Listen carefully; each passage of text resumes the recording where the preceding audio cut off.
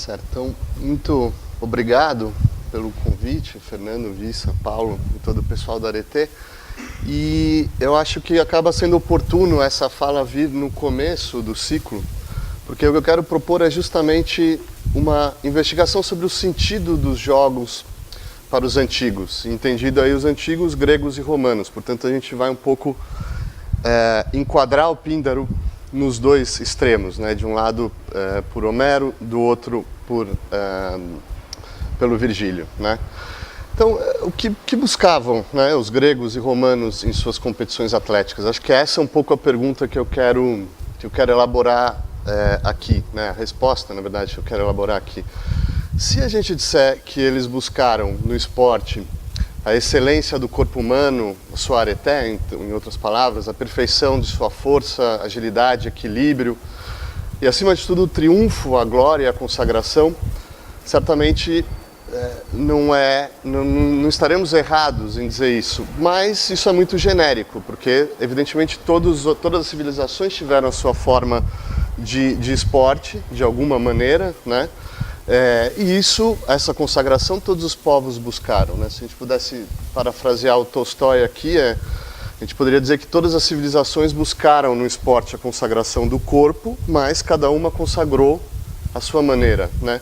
Então a pergunta hoje é de que modo os gregos e os romanos cultivaram e cultuaram o corpo, né? E dentro desse culto e desse cultivo, essa celebração especial que é o esporte, que são os jogos, né? Quais as características desse culto e como ele se insere na cultura, de um modo geral, desses povos, né? É claro que uma investigação completa exigiria uma análise de como esse culto foi experimentado, pensado, institucionalizado, como o corpo humano foi exprimido em sua arte, como foi refletido na filosofia desses povos, como os corpos humanos, os indivíduos, foram inseridos no corpo social, seja esse uma polis, uma república, um império, né? Enfim, precisaria fazer toda uma história cultural do corpo na Grécia e em Roma, né? Isso, mesmo que a gente tivesse tempo, eu não teria competência, né? E em grande parte vai ser o objetivo do simpósio como um todo, né? Mas eu acho que a gente pode buscar aqui nessa introdução pelo menos uma sinopse, uma visão do todo, né? E me parece que Homero e Virgílio são incomparáveis nesse sentido, né? Isso pelas características que a poesia épica tem de ser uma espécie de espelho do mundo, por assim dizer, né? Então, ao mesmo tempo que a poesia em si ela é incomparável na sua capacidade de sintetizar os ideais de um povo de uma maneira concreta e sensível, né, nas suas narrativas, a epopeia, como um gênero poético, faz isso e ao mesmo tempo é capaz de sintetizar a história desse povo, né? Na verdade, ela exprime esses ideais representando a história desse povo tal como encarnada na saga dos heróis criados pelo poeta, né? Eu vou propor da gente analisar isso um pouco mais detidamente, justamente porque o simpósio como um todo vai tratar muito de poesia, né? Eu acho que vale a pena investigar o quanto a poesia pode nos ajudar a entender o sentido dos jogos do esporte, não só para os gregos e romanos, mas aí por refração para a gente, evidentemente, né? Às vezes estamos aqui estudando os antigos para compreender o nosso próprio mundo, né? Bom, essa ideia então de que a epopeia, primeiro, exprime os ideais de um povo, segundo, representando esses ideais através da história desse povo, terceiro, tal como encarnada na saga dos heróis criados pelo poeta, né? Eu acho que, em primeiro lugar, essa ideia da poesia como algo que exprime de uma maneira singular os ideais de um povo, né? Se a gente lembrar a célebre frase do Aristóteles na Poética, quando ele diz: a poesia é mais filosófica e mais alta que a história, pois a poesia tende a expressar o universal, a história o particular, né? Algo que ele exprime de maneira bastante lacônica, né? E que gera todo tipo de exegese, gerou ao longo da história da filosofia. Mas o que significa isso? O que ele está querendo dizer, na verdade? Ou pelo menos algo que se pode deduzir daí, né? Bom, uma descrição histórica se refere àquilo que aconteceu. Enquanto um poema, isso diz o próprio Aristóteles, se refere a algo que poderia acontecer, né? Então, enquanto o historiador busca registrar um fato singular, ação determinada de um indivíduo, de uma coletividade, um grupo de indivíduos concretos, num determinado espaço e tempo, que são irrepetíveis, né? O poeta, por sua vez, quando cria suas figuras e personagens, busca idealizar um fato geral, né? A própria condição do ser humano. O historiador, quando ele observa o que os homens fizeram, seus feitos, seus factos, né? E assim descreve o que o ser humano foi, ele, de alguma maneira, revela como ele é, né? O que o ser humano é. Já o poeta, imaginando o que os homens poderiam fazer, busca sugerir o que o ser humano deveria ser, de algum modo, né? Quer dizer, ele busca a idealidade, ou seja, ele vislumbra o próprio sentido da vida humana, coisa que o historiador, com suas descrições, não tem a intenção de fazer, né? Em outras palavras, se a história nos confronta com a vida real, a vida como ela é, a poesia nos convida, de alguma maneira, à vida ideal, né? E por isso ela é tão importante para nós hoje aqui nesse encontro, e vai ser importante ao longo do simpósio. Nesse momento em que a gente está buscando entender a cultura do corpo humano, em especial o significado do esporte para o homem antigo, né? Ela é importante porque a poesia, o canto, oferece um contato privilegiado com o ideal de vida desses povos, né? Uma visão mais clara e distinta, mais colorida, definida, daquilo no qual essas civilizações confiam, aquilo que elas esperam, aquilo que elas amam, né? E assim como para se compreender uma pessoa concreta, né, o segredo o decisivo é conhecer as suas crenças, as suas expectativas, as suas paixões, né? Do mesmo modo, para compreender toda uma cultura, o decisivo é saber no que essa cultura crê, o que ela anseia, o que ela ama, né? Quer dizer, de algum modo é sempre o mesmo enigma, seja para uma pessoa, seja para uma sociedade. A pergunta do historiador cultural, do investigador cultural é: diga-me qual é a sua fé, qual é a sua esperança, qual é o seu amor, e eu te direi quem és, né? Lhe direi quem és. Então, nesse sentido, ninguém melhor que os poetas antigos para dar uma experiência imediata e sensível dessa fé, dessa esperança, desse amor do homem greco-romano, né? Agora, por que a epopeia em especial? Por que ela é tão rica, né? Mais uma vez, eu acho que vale a pena recorrer a uma tradição filosófica longeva e profícua, né? Que todos, de alguma maneira, conhecem ou já tiveram certamente algum contato, que compara o homem a um microcosmos, né? Ou seja, aquilo que o universo é em grande escala, o nosso corpo, o corpo humano de cada um de nós é em microescala, né? O nosso corpo é como um mundo em miniatura, né? De uma maneira análoga, toda a epopeia é, por assim dizer, uma macro-história, né?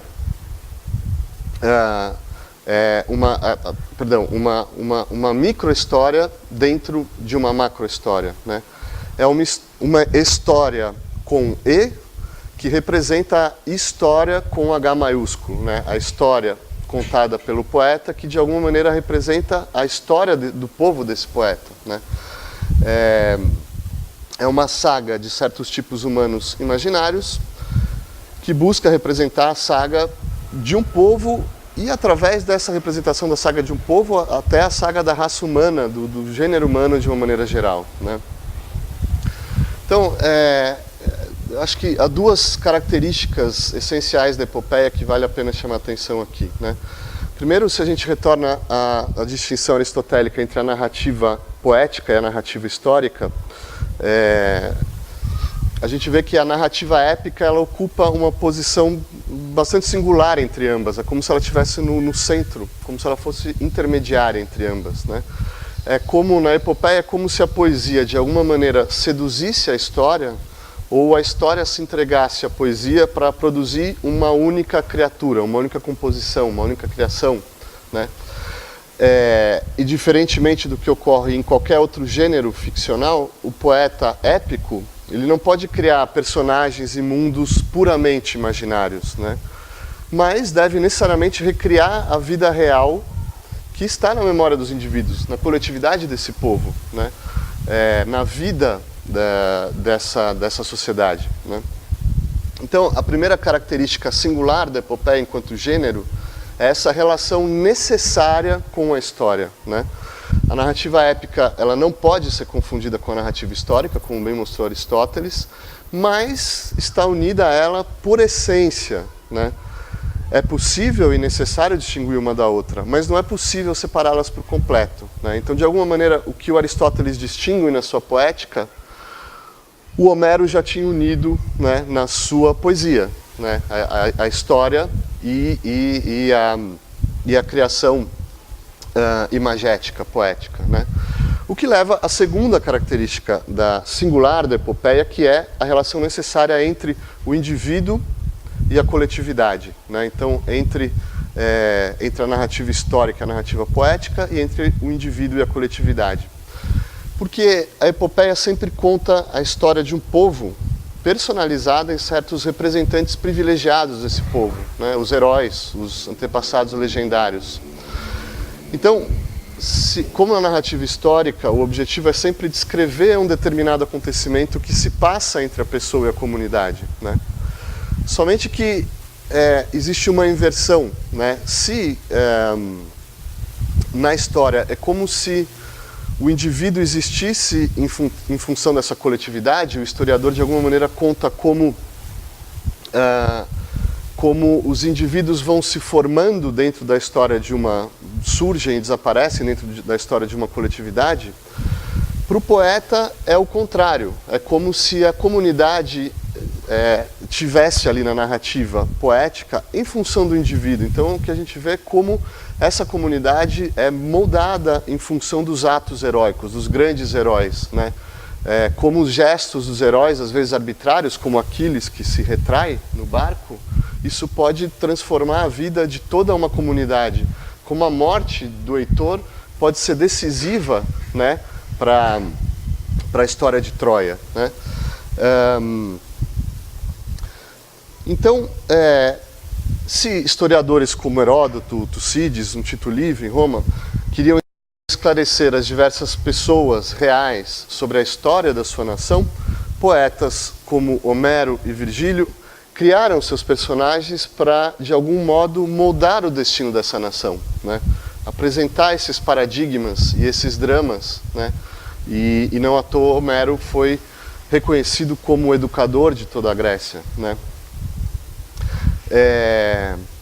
Então, essas duas relações importantes na época que fazem com que ela seja essa espécie de microcosmos, né? O fato dela sintetizar a história de um povo na história criada pelo poeta, e o fato dessa relação íntima entre a coletividade e a individualidade, né? Muito bem, então diante disso, o que dizer dos jogos para Homero e Virgílio? O que eles nos dizem dos jogos, na verdade, né? Se a epopeia é de fato esse microcosmos, esse espelho do mundo, né, não surpreende que existam os jogos ali em algum momento, né? Por mais supérfluo e trivial que possa parecer, um poeta inserir atividades recreativas dentro, né, da grande narrativa da guerra, né? Isso não surpreende porque essa narrativa aborda um pouco de tudo, né, como deve ser em toda a epopeia. Mas o fato que é, sim, curioso e é mesmo chocante, eu diria, é que esses jogos acontecem como parte de celebrações fúnebres, como parte de celebrações funerais, né? No caso da Ilíada, acontece no final do poema, entre o funeral de Patroclus e o funeral de Heitor, né, com um desfecho para o funeral de Patroclus. Aquiles patroniza ali, ele que era o que estava sofrendo mais, né, organiza esses jogos, uma competição entre os gregos, né, E no caso da Eneida, bem no meio do poema, mas como uma parte da celebração de 1 ano da morte do pai do Enéas, o Anquises, né? Então esse é um fato que é contraintuitivo e que choca, né? Como que, de alguma maneira, da celebração do fim do corpo, né? Da morte do corpo, o corpo na sua miséria extrema, o seu fim, a gente passa sem solução de continuidade para a celebração do triunfo do corpo, no corpo em todas as suas potencialidades atléticas, sua agilidade, sua força, né? O que esses poetas estão querendo nos dizer com isso, né? Eu quero, com o que resta da nossa fala, tentar penetrar um pouco esse enigma, né? Esse mistério, na verdade. Eu não acho que ele possa ser totalmente esclarecido, mas qual é essa relação íntima que pode existir, né? Entre o funeral e o atletismo, né? Entre o lúgubre e o lúdico, né? A minha hipótese, eu já vou avançar, é que de alguma maneira os dois se identificam na medida em que são consagrações do corpo, de novo, um na morte, é isso que os diferencia, e outro uma consagração na vida, né? Da vida, mas que ao mesmo tempo o que de novo os une é o próprio desejo que existe em ambas essas consagrações de unir o corpo humano à justiça, né? Seja na sua fraqueza, seja na sua força, né? O que significa isso de unir o corpo à justiça é algo que eu vou voltar mais ao final. Porque eu acho agora que antes de entrar nos jogos tais como retratados por Homero propriamente e Virgílio propriamente ditos, eu acho que vale a pena enquadrar um pouco o mundo, né, de Homero e de Virgílio, o mundo em que eles viveram, e para a gente entrar no mundo que eles criaram, né? E por isso eu proponho dois momentos rápidos aqui, da gente entender um pouco, investigar um pouco a função dos jogos na vida humana de uma maneira geral, né? E depois em Grécia e em Roma, né? Eu acho que o tratamento mais amplo, exaustivo e instigante que já se deu aos jogos, né, na vida humana é num livro chamado, não à toa, Homo Ludens, de um historiador chamado Johann Huizinga, que, na verdade, dedica todo esse livro a desenvolver uma tese. A tese de que a cultura e todas as suas formas surgem do jogo, né, de que a cultura é um jogo desde o início, e que através de jogos ou atividades que têm uma gênese, um caráter lúdico, a sociedade expressa a sua interpretação da vida e do mundo, né? Para começo de conversa, ele diz que o jogo é mais antigo que a cultura, porque de fato mesmo os animais mamíferos mais desenvolvidos jogam, brincam, né? Cachorrinhos brincam. Ao mesmo tempo ele diz que ele faz uma análise ali que eu não vou desenvolver aqui, mas ele mostra como a explicação para o jogo não pode ser explicada simplesmente por uma análise biológica, darwinista, ou nem mesmo lógica, nem mesmo estética, né? O jogo, ele, de alguma maneira, ele tem uma liberdade no sentido de que não se pode explicar o jogo por uma mera causalidade. A gente joga, a gente brinca para se chegar a isso. Não, a gente brinca porque a gente quer brincar. No fundo, você chega a uma elipse desse tipo. A gente brinca porque a gente quer brincar, né? Não é porque ele é um meio para isso ou para aquilo, né? E ele mostra ao longo do livro como as grandes atividades arquetípicas da sociedade humana estão permeadas pelo jogo desde o início, né? No mito e no ritual, sobretudo, né, as grandes forças instintivas e primárias da vida civilizada, o mito e o ritual têm a sua origem em formas lúdicas, né, e daí se deriva a lei, a ordem, o comércio, o lucro, o artesanato, a arte, poesia, sabedoria, ciência, todos segundo Huizinga, e ele mostra isso de maneira bastante convincente, estão enraizados no solo primário do jogo, né? E os capítulos mostram isso, alguns deles, por exemplo, o conceito do jogo exprimido na linguagem, o jogo e a disputa como funções civilizadoras, jogo e direito, jogo e guerra, jogar e conhecer, jogo e poesia, formas do jogo na filosofia, formas do jogo na arte, e por aí vai, né? Então, ele resume as características do jogo na liberdade, né? O jogo é uma atividade livre. Depois, o jogo é uma atividade que acontece fora da vida ordinária ou real. Se cria um espaço próprio para o jogo, com suas regras próprias, com a sua temporalidade, a sua localidade própria, né? E isso gera a terceira característica do jogo, que é a sua limitação, né? Ele diz, no mundo imperfeito e na confusão da vida, o jogo traz uma perfeição temporária e limitada. O jogo exige uma ordem absoluta e suprema, né? E ele resume aqui, eu vou ler as características do jogo dessa maneira. Podemos chamá-lo uma atividade livre que se põe bastante conscientemente fora da vida ordinária, sendo não sério, mas ao mesmo tempo absorvendo o jogador intensamente e radicalmente. É uma atividade não conectada com qualquer interesse material e nenhum lucro pode ser tirado dele. Ele procede dentro de suas próprias fronteiras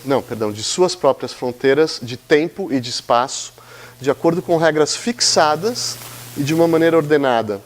Ele promove a formação de agrupamentos sociais que tendem a se cercarem de um certo segredo e a enfatizarem a sua diferença do mundo comum através do disfarce e de outros meios, né, ou de códigos.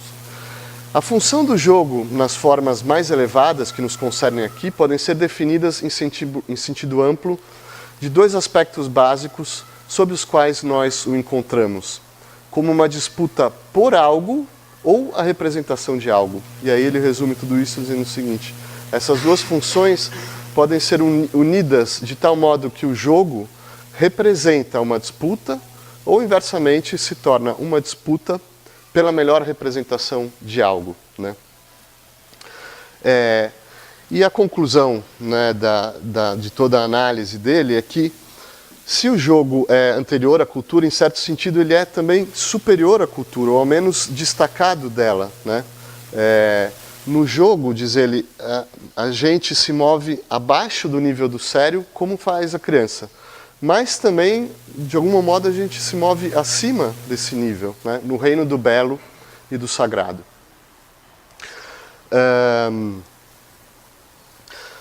Muito bem, como isso, uma antropologia geral do jogo, por assim dizer, mas e na Grécia e em Roma, né?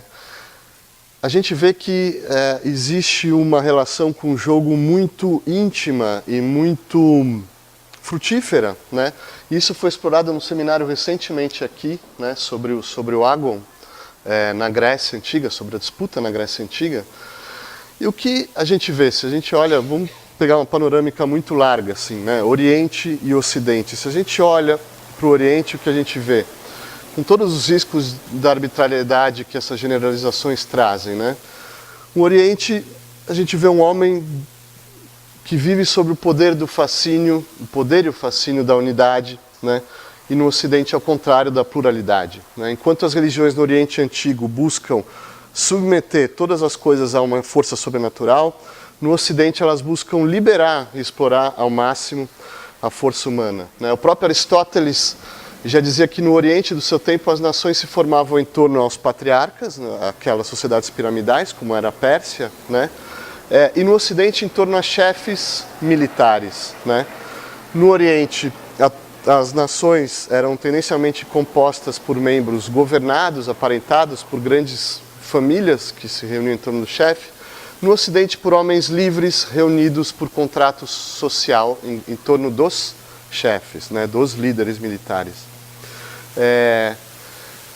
As cidades gregas, de fato, foram fundadas por imigrantes sem abrigo. Roma foi fundada por até bandidos, mercenários, e se a gente estender essa análise para os povos germânicos, eram tribos nômades, né? A gente vê aí as virtudes do homem ocidental, de alguma maneira, nessa pluralidade de forças, a independência, as coisas que o Ocidente valoriza até hoje, né? A independência, a liberdade, a energia, né? Em oposição a essa cosmovisão mais oriental, de uma obediência mais absoluta a um Deus soberano, ou a um ser como indiano, né? Como na Índia. Mas se no Ocidente a independência, a energia, a liberdade, né, são os grandes valores, também daí vem os seus vícios, né, o orgulho pessoal, basta lembrar de Aquiles, né, o pendor individualista, a tendência à desordem e à anarquia, né. Então tudo isso vai ter consequências, né, e na Grécia em especial, esse agonismo, essa civilização agonística, né? essa disputa aristocrática que se segue à fase dos heróis, né? Onde o jogo ele começa a se transformar em diversas formas culturais, né? Ela vai, na verdade, determinar, de algum modo, tudo o que a gente entende por cultura grega, né? Querem ver de uma maneira bastante rápida, assim. A disputa, o combate está na origem da sua poesia. Basta lembrar a Ilíada, né? A Guerra de Troia, mas também a Teogonia de Hesíodo, que é, senão uma disputa, né, entre os deuses ali. E o próprio Hesíodo, logo no início da sua Teogonia, fala, ele como que disputa com outros poetas pela musa verdadeira. Ele diz, eu vou cantar a musa verdadeira, enquanto outros poetas cantam as musas falsas, né? Para a educação, né, basta a gente lembrar que não à toa o nome dos nossos institutos de educação hoje, ginásio, liceu, academia, são todos nomes originariamente de centros atléticos, onde se praticava esporte e, por derivação, né, começa a se tornam centros educacionais, centros pedagógicos, mas primariamente eram centros esportivos, né? A palestra, quando a gente fala palestra hoje em dia, também tem a sua origem aí, né? Na política, né, a democracia, se a gente for resumir aí um dos grandes expoentes da política grega, especial em Atenas, mas a democracia, essa disputa, né, pelos vários representantes do poder. No teatro, a tragédia, né, surge de disputas inicialmente dos ritos funerários, dos ritos religiosos, olha, em celebração aos deuses, ela se destaca, os coros se destacam, até se chegar ao momento em que se tornam grandes disputas públicas, né? A historiografia de Heródoto surge como uma necessidade dele narrar as guerras persas, e Tucídides depois, de alguma maneira até competindo com Heródoto, vai narrar essa outra grande guerra que ele diz é a maior de todos os tempos, que é a do Peloponeso, né? Então a história de uma maneira surge da disputa, e também Tito Livio em Roma, né? A filosofia, Xenófanes desde o começo disputa, né? Ele com os seus antecessores a verdadeira identidade de Deus ou dos deuses, e a ideia dele de Deus único em relação ao politeísmo grego. Heráclito combativo, Sócrates e os sofistas, né? Essa disputa pela educação, pela justiça. Platão, aí você teria que se abrir todo um seminário para mostrar, porque toda a obra dele é em forma de disputas, né? Diálogos ali, disputas mais ou menos ferozes, mas disputas, né? E todas as escolas socráticas, de descendência socrática, epicurismo, estoicismo, cinismo, ceticismo, se a gente olha, não parece um grande campo de disputa entre elas também, né, pela doutrina verdadeira, né? O próprio Aristóteles, o mais sereno de todos, quando ele constrói ali as suas narrativas, na metafísica, por exemplo, ele se preocupa em contar toda uma história ali, né, da filosofia, das concepções do ser para os antepassados, e ele organiza isso como uma espécie de disputa, né? Cada um tem algum mérito, mas ao mesmo tempo ele mostra algum demérito, né? E de uma maneira muito lacônica, de algum modo ele se coloca como o triunfador, né? Ele, no fundo, vem para dizer, o ser é isso, né? Muito bem, então esse combate, essa disputa, esse Agon está na origem, essa tese do Huizinga, ela, de alguma maneira ela se mostra como nunca, né, verdadeira e palpável na cultura grega, né? E no caso da Ilíada e da Eneida, o combate é a própria essência desses poemas. Eles são os poemas da guerra, os poemas do combate, né? E a tragédia dos dois poemas, de alguma maneira, né, é que o triunfo que é próprio da guerra, ele de alguma maneira, existe uma ruptura entre esse triunfo e a justiça, né? De algum modo esse é o drama do poema que se mostra nos diversos núcleos narrativos, né? Por exemplo, na disputa entre Aquiles e Agamemnon, e depois entre Aquiles e os gregos, né? Existe justiça no que Aquiles está fazendo, né? Ele é o grande herói, né? Ele é o que tem a força suprema. Mas o que eu estou querendo dizer, mostrar aqui é que um pouco a tragédia dessas epopeias é que nem sempre a força está unida à justiça, nem sempre o mais forte é o mais justo, né? E a própria luta entre os gregos e os troianos, né? Quem está do lado da justiça e quem é o povo mais justo, né? Os troianos, evidentemente, estão numa guerra de legítima defesa, né? Os gregos estão atacando. E a justa vitória dos gregos é justa como ela foi conquistada com aquele ardil de Odisseus, né? Entre Aquiles e Heitor também, né? Quem é o mais justo, o que está mais próximo da justiça entre os dois? Mas quem triunfa no fundo, né? Aquiles, mas ele era o mais justo, né? Então eu estou mostrando isso para ver essas possíveis quebras, essas rupturas entre a força e a justiça, né? Essa desunião entre a força e a justiça próprio da tragédia da epopeia, né? O triunfo de Aquiles e dos gregos é um triunfo glorioso ou um triunfo inglório, né? Glorioso ou miserável, justo ou injusto, né? E vejam que por cima desse combate, o que nós temos? Os olímpicos, né? Os Zeus e os olímpicos, que são de algum modo familiares a ambos, todos têm descendentes em ambos os grupos, é como um grande clã de Zeus, né? E num primeiro instante parecem, eles sim, esse céu olímpico, unir a força e a justiça, né? Os imortais têm a glória da perfeição física, eles têm essa super força, poder de voar, provocar cataclismas, né? Zeus, os seus trovões, Poseidon abala a terra, também têm poderes encantatórios, mágicos, né? E sobretudo são imortais, essa é sempre a definição que se usa, os imortais, né? Em sua personalidade e nos seus respectivos clãs, nas suas famílias, né?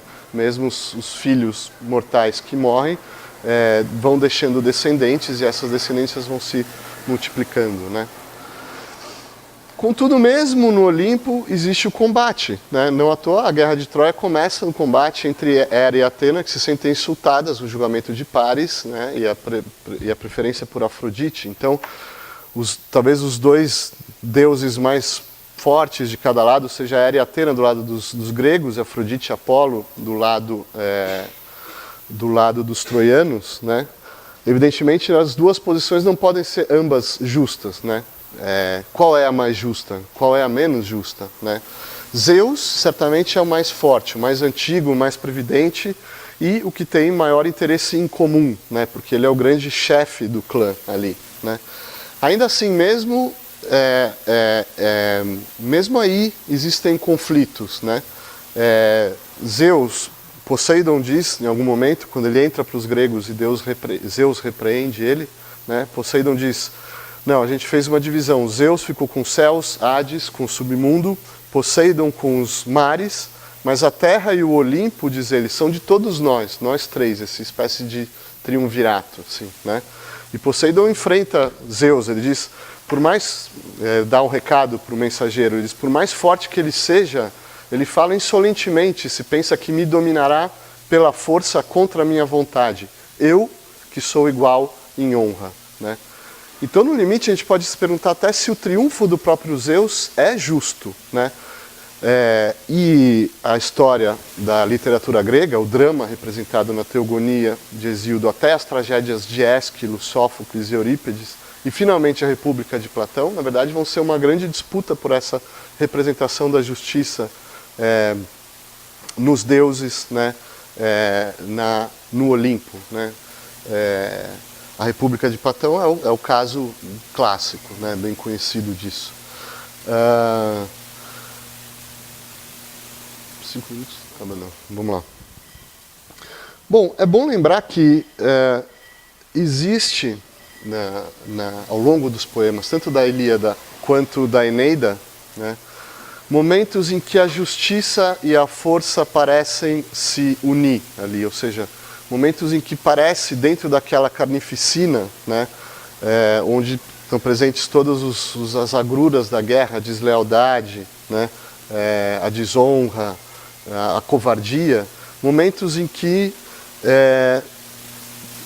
se chega quase a um duelo justo, né?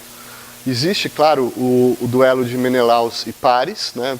Aquilo pareceria ser uma decisão que agradaria a todos, né?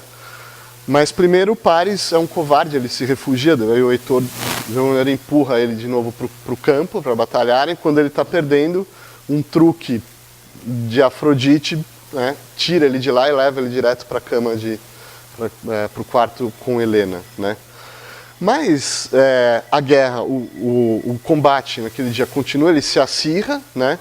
Ambos se sentindo injustiçados, sobretudo os gregos, né? Até que um momento, Ajax e Heitor, inspirados por Atena de um lado dos gregos e Apolo do lado dos troianos, num acordo, né, decidem estabelecer uma trégua, né, e um combate entre os dois para encerrar aquele dia, né. É um momento em que a guerra parece se tornar justa, né, porque você tem dois homens, eles são selecionados pelos seus povos combatendo, ambos os povos fazem uma espécie de ritual, uma oração comum, né, por aqueles que vão combater, se selecionam as regras do combate, o jogo se estabelece ali naquela situação.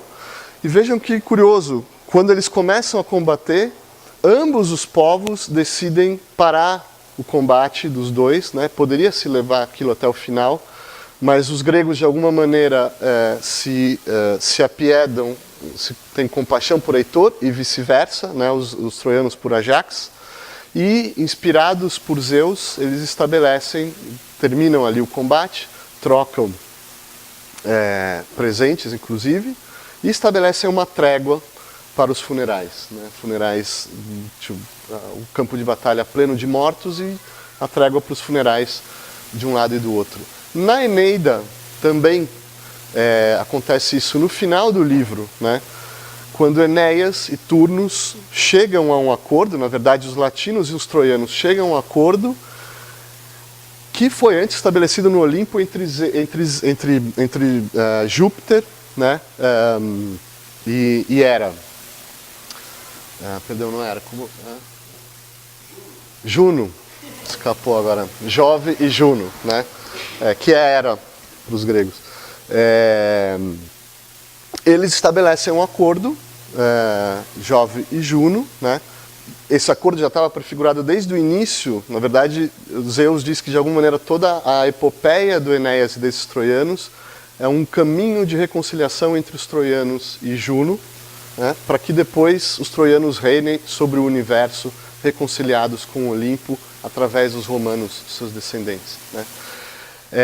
Zeus, Jove e Juno fazem um acordo, e o acordo os troianos vão então ficar com o território, né, italiano, o território dos latinos, mas vão assimilar a cultura e a língua latina, e a língua que os troianos passarão a falar vai ser o latim. É um acordo que se estabelece, cada um manda seus mensageiros aos respectivos povos e aos respectivos heróis, né? E se estabelece esse duelo entre Enéas e Turnus, né? A gente chega quase ali à solução justa, ok, vamos pegar os dois mais fortes, acabar com essa carnificina, pôr eles para brigarem, aí vai se decidir né, quem leva essa batalha.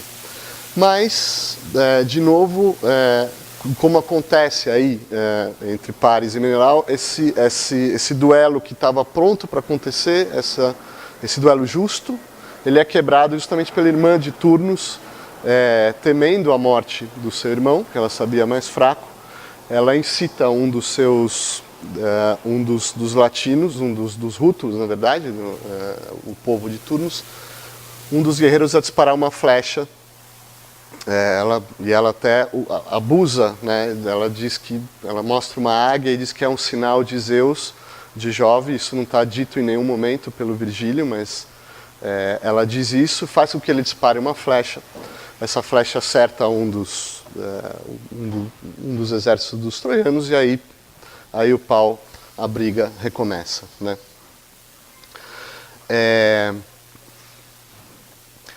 Bom, isso foi um parênteses. O que eu, agora chegando próximo, né, para concluir, o que eu chamei a atenção aqui no momento é que tanto na Ilíada quanto na Eneida, os jogos, o atletismo, ele vem como um desfecho dos jogos, das celebrações funerais, né?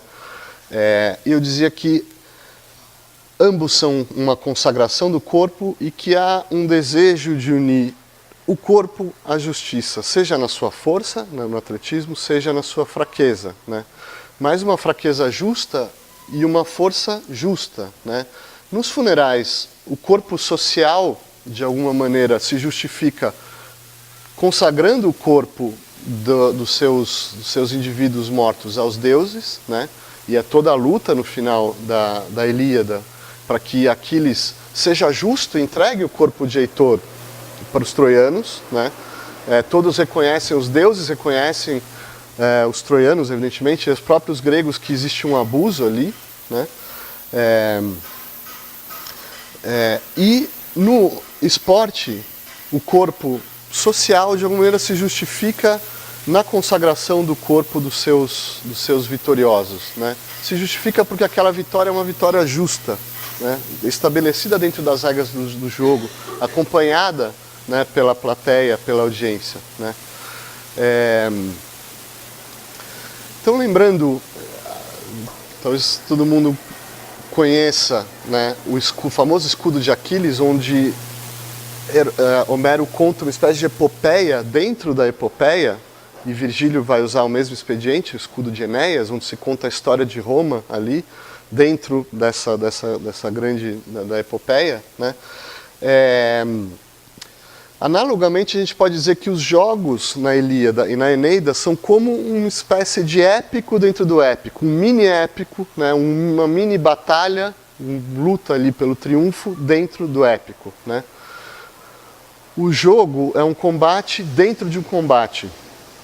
Mas a diferença entre os dois é que se o combate maior, o combate real, né, ele se mostra muitas vezes, e no mais das vezes talvez injusto, o combate menor no jogo, né, ele de alguma maneira representa a idealidade, né, ele é justo. Eu vou só concluir exemplificando aqui alguns dessas situações, né, que mostram o jogo como uma espécie de mini epopeia dentro da grande epopeia, mas uma epopeia invertida, porque é a epopeia é o triunfo da justiça, né? É a união da força e da justiça no jogo, né? Bom, a Ilíada, como eu disse, os jogos acontecem entre o funeral de Patroclus e o de Heitor, né? O que, vejam, de alguma maneira encaminha, né? Os jogos terminam e o que acontece depois? A cena em que Aquiles devolve o corpo para os troianos, né? Quer dizer, de alguma maneira, é como se os jogos estivessem preparando Aquiles para esse momento de humildade e, sobretudo, de justiça, né? A Eneida acontece entre a cerimônia funeral do pai, do Virgílio, Anquises, e a descida do Virgílio ao submundo para encontrar o Anquises, que vai explicar para ele, vai, uma profecia, mostrar o destino dos troianos, o destino de Roma, né? E depois disso, aí sim, os troianos vão chegar à Itália e vai começar a segunda parte do poema, né, digamos, a Ilíada do poema, né, porque, se se lembram, a Eneida ela é uma odisseia, no sentido em que os troianos fazem o seu périplo até chegar na Itália, né, não para retornar à casa como Odisseus, mas para chegar a uma nova casa. Essa é a metade do poema, e a outra metade é uma Ilíada, uma guerra de conquista dos troianos conquistando o espaço onde vai se construir Roma, né? Então, os jogos na Eneida acontecem exatamente no livro quinto, no canto quinto, né? No epicentro da epopeia, no meio, né? De novo, como que preparando Enéas para ser o soberano justo, né? O que não acontece. No final, o Anquises, quando ele fala com Enéas, o fantasma de Anquises diz, ele diz, os romanos, vocês romanos, sejam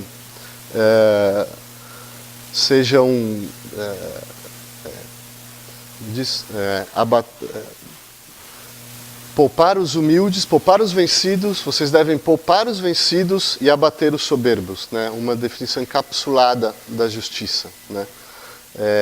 Não é isso que Enéas faz no final do livro, quando o Turnus está rendido, né? O Turnus suplica pela sua vida, ele poderia poupar Turnus, né? Já a guerra estava vencida, Turnus estava rendido, mas ele vê ali o cinturão do amigo que foi morto por Turnus, e aí ele enfia a espada, e assim termina o poema, abruptamente, com esse ato de injustiça, né? Então esses jogos, eles estão ali como que sinalizando, né, uma situação em que esses heróis, Enéas e Aquiles, eles estão em uma espécie de posição como a de Zeus. Eles organizam a disputa, eles distribuem os prêmios, e a gente vê como Homero e Virgílio mostram eles fazendo isso de uma maneira justa, né? Vocês querem ver como a epopeia, os jogos são uma mini epopeia dentro da epopeia, né? Você tem um pouco de tudo. Você tem intervenções dos deuses, por exemplo, né? Numa corrida de carros, Apolo arranca o chicote de Diomedes, mas Atena, por outro lado, que era favorável a Diomedes, pega esse chicote, devolve e destroça o carro de um certo Eumelus, que se arrebenta todo. Homero, com aquele gosto que ele tem tarantiniano por descrever, né? Diz que ele ficou todo arrebentado, raspado e quebrou os ossos, etc. e tal. Outra intervenção dos deuses na corrida a pé, né? Na corrida mesmo, Odisseu, mais velho que os seus oponentes, no momento em que ele está correndo, vê que ele vai perder, reza a Atena, né, que é sempre favorável a ele, que lhe dá uma força extra, ele consegue correr mais, e ainda por cima dá um tropeção no Ajax, que também cai e se arrebenta, né? No arco e flecha, aí na Eneida, depois que um certo Mneusteus corta a corda, ele tinha uma pomba com uma cordinha, assim que se fazia a disputa, né? Um acerta o mastro, outro, esse aí, acerta a corda, a pomba foge. Um Eurítion acerta a pomba, e ele, portanto, seria o vencedor. Mas aí, um certo Acestes, que é o último, dispara uma flecha que se queima, e todos interpretam como um sinal dos deuses, né? E mesmo ele não tendo acertado a pomba, Enéas concede o primeiro prêmio para esse Acestes, né? E ninguém se sente insultado, todos reconhecem como uma decisão justa, né? Mas também, como na guerra, a gente tem as suas trapaças, né? Na corrida de carros, por exemplo, Antílocos atravessa o carro, ele fecha o Menelaus ali, né? E acaba vencendo, pegando o segundo lugar depois de Ajax, depois de Ajax, sim, por causa disso, né? Casos de solidariedade, né?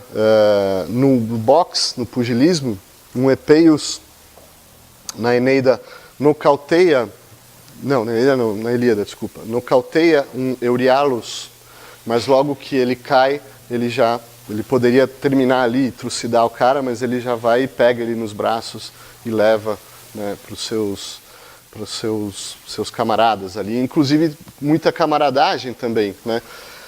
Na corrida a pé, na Eneida, na Ilíada de novo, Nisos escorrega, não, é verdade, era na Eneida. O Nisos está ganhando, ele escorrega, né? E para favorecer o amigo Euryalus, que está vindo lá de trás, ele escorrega e dá um jeito de cair na frente de um certo Salius, que cai também, e o amigo Euryalus ganha a corrida, né? E casos de humildade e reconciliação, né? Por exemplo, Menelaus, esse que foi fechado, né? Ele acusa o Antíloco de trapaça e apela ali aos gregos, né? Em termos fortes. Mas o Antíloco se arrepende, olha só, né? Algo que a gente não espera ver na guerra, e entrega o prêmio a Menelaus, né? Que por sua vez se sente lisonjeado e diz, não, eu vou deixar para você, um prêmio é uma égua, por sinal, né? E entrega a égua a Antíloco, né? Veja essa troca de humildades entre ambos, algo que a gente absolutamente não espera na guerra, né? Mas, sobretudo, eu acho que o ponto principal são essas dos dois grandes heróis, Aquiles e Enéas, ali Aquiles como uma espécie de Zeus na disputa, ele patrocina e distribui os prêmios, e Enéas como uma espécie de Jove ou Júpiter, né? Por exemplo, Aquiles aparta a briga entre Ajax e Idomeneus, eles estão na torcida e decidem fazer uma aposta, não quem está chegando antes, tal, e começa ali, quase começa uma briga, né? Quase começa um pau de torcida mesmo ali entre os dois. Aquiles vai lá e aparta os dois, né? Ele também se compadece daquele Eumelos que teve o carro trucidado por Atena, né? E oferece o segundo prêmio, uma égua, né? Quando ele oferece o segundo prêmio, Antíloco, aquele que fechou o Menelaus, se sente insultado, se revolta, chega quase a ameaçar Aquiles, mas ele sem se irritar, sem se encolerizar, olha só, né? Ele ri e deixa a égua, né, com Antíloco e oferece um outro prêmio até melhor para Eumelos, que sequer terminou a corrida, né? Depois do quinto prêmio da corrida, é um jarro, por sinal, esse prêmio sobra, porque ele acabou dando um prêmio melhor para aquele que sequer terminou a corrida, né? E Aquiles vai lá e entrega a Nestor, né, que já não pode lutar, que é velho, né, como um prêmio de honra. Veja a generosidade, a liberalidade, né? Na luta livre, Aquiles aparta Odisseu e Ajax e diz assim, não lutem mais, não se machuquem, os dois venceram, tomem os prêmios e dividam igualmente, né? Quando Antílocos, o último na corrida a pé, faz um elogio a Odisseu e a Aquiles, também ele vai dar um prêmio melhor até, dá um talento a mais de ouro para esse Antílocos, né, por elogiar o Odisseu. Quando Diomedes acerta Ajax na luta de lanças, eles estão lutando ali, e o povo teme que se machuque, né? De alguma maneira eles, como que aprendendo do exemplo anterior de Aquiles, falam, não, vamos parar, né? A luta efetivamente cessa, mas Aquiles, como justo, né, dá a espada a Diomedes, porque ele reconhece que naquele momento ele estava vencendo e venceria, né? Se parou ali para que as consequências não forem piores, mas ele é justo e dá a espada a Diomedes, né? Certo, então, um minuto para a gente encerrar. O mais impressionante de tudo, né, nessa pequena epopeia, essa saga de Aquiles, quando Agamemnon se oferece para a última disputa, arremesso de dardos, né, Aquiles aí dá a sua maior prova de humildade. Agamemnon, né, que a gente lembra, é aquele com quem se gerou a grande disputa ali, né, que faz com que Aquiles, insultado, põe em risco toda a tropa grega, né. Agamemnon se oferece para o arremesso de dardos e olha o que Aquiles diz para ele: filho de Atreus, sabemos como você supera todos os outros, o quanto você é o mais forte entre os arremessadores de dardos. Tome então este prêmio e guarda-o e retorne ao seu navio. Mas entreguemos esta lança a Meriones, o segundo prêmio, se o seu coração assim o quiser, pois a isso eu o convido, né? Quer dizer, é impressionante ver ele falando nesses termos para Agamemnon, né? Por fim, né, Enéas também faz esse mesmo papel e teriam várias instâncias para se mostrar isso, né? Enéas no papel do justo juiz, que zela pela justiça do jogo, do combate, para que esse combate seja justo, né? Então, o que eu, resumindo, né, a ideia, o que eu quis dizer aqui é que você encontra nas epopeias 3 formas, né, de consagração do corpo. Uma no triunfo da guerra, o triunfo do herói, de Aquiles, né, de Enéas, sobretudo, né? O triunfo esse triunfo humano. Mas esse triunfo humano muitas vezes é um triunfo injusto, né? E você tem 2 outras formas de consagração, onde existe um desejo de união do corpo com a justiça, né? Na miséria da morte humana, na miséria do fim, né, é a consagração funeral, onde o corpo social se consagra através do oferecimento daquele corpo para os deuses, né? E na glória da perfeição sobre-humana, né? No corpo, na sua agilidade, na sua potência, né? Embora aquilo seja só uma imagem dessa glória. O jogo, ele, uma vez que acaba, se dissolve e aí se volta à vida normal, se volta à guerra sanguinolenta e injusta, né?